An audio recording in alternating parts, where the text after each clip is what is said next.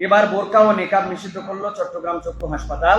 এ বিষয়ে যদি কিছু বলতেন। প্রিয় ভাইরা, আমরা বারবার বলেছি কিছু শয়তানের প্রেতাত্মা এইগুলো আমাদের অনেক প্রতিষ্ঠানের মধ্যে বাংলাদেশে ঢুকেছে, কিন্তু আমরা বিশ্বাস করি তাওহীদি জনতা যতদিন পর্যন্ত ইমানের তাহজিব তামাদ্দুন নিয়ে হৃদয়ের মধ্যে থাকবে, বাংলার জমিনে জুমার খুতবা এবং খুতবার মঞ্চের থেকে কথাবার্তা চলবে, আমাদের যতদিন পর্যন্ত ইমান ইসলামের মহব্বত থাকবে, ইনশাআল্লাহ এই সকল পায়তারাবাজদের পায়তারা ইনশাআল্লাহ বাংলাদেশে বাস্তবায়িত হবে না।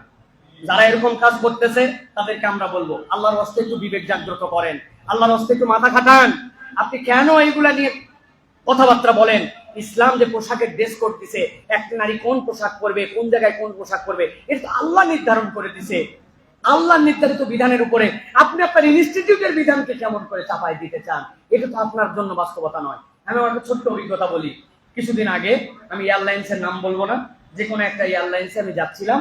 আলহামদুলিল্লাহ, এয়ারপোর্টের অধিকাংশ মানুষ আমাদেরকে অনেক সম্মান, অনেক একদম ভিভিআইপি মর্যাদাতে আমাদেরকে নিয়ে যান। ওই দিন দেখলাম এক তেরা আমাকে বলছে টুপি খুলেন, চেক করবে, টুপি খুলেন। আমি বললাম মানে? টুপি খুলবো মানে?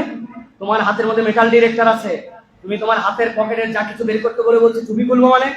আমি ডাইরেক্ট বলছি, আমার যদি টুপি খুলতে হয় তাহলে কিন্তু আমার পায়জামাও খুলে তোমার সামনে যাবো আমি।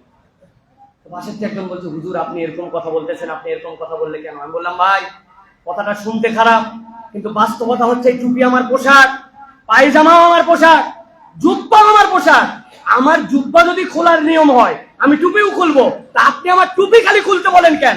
আপনার কি ধারণা টুপির ভিতর কি আছে সেটা মেটাল ডিটেক্টরে ধরে না? টুপি খুলতে বলে কেন? টুপি খুলতে বলা মানে ওর অন্তরের মধ্যে সমস্যা। নাম তার বুকের দিকে তাকায় দেখি, হ্যাঁ যা ধারণা করছিলাম তাই। এখন সব জায়গায় নাম দিয়ে দেওয়া হয় না, কত জায়গায় এরকম প্রেতাত্মারা ঢুকেছে। বোরকা তাদের কাছে খারাপ লাগে, নিকাব তাদের কাছে খারাপ লাগে। মুসলমানের দেশে, মুসলমানের প্রতিষ্ঠানে, মুসলমানের ইনস্টিটিউটে মুসলমানের কন্যারা কোন ড্রেস পরে যাবে ওটা স্কুল নির্ধারণ করবে না, আমার আল্লাহ নির্ধারিত দেশে তারা পোশাক পরে যাবে, ঠিক কিনা? তুমি বোরকার কালার পরে দিতে পারো, কিন্তু বোরকা পরবে কি পরবে না এটা বলতে পারো না। আমি চট্টগ্রামের এই প্রতিষ্ঠানকে সাবধান করে বলে দিতে চাই, দ্রুত তওবা করে ইস্তেহার দিয়ে, প্রজ্ঞাপন দিয়ে আপনাদের কথা প্রত্যাহার করেন, নচেত আপনাদের বিপক্ষে কিভাবে অবস্থান নিতে হয় পুরা দেশবাসীকে আপনার প্রতিষ্ঠানের সামনে দাঁড় করাবো। সিদ্ধান্ত প্রত্যাহার করার আগ পর্যন্ত আপনার প্রতিষ্ঠানের তালা খুলতে পারবেন না। আপনারা অনেক সোজা আঙ্গুল দেখছেন, বাঁকা আঙ্গুল দেখেন না।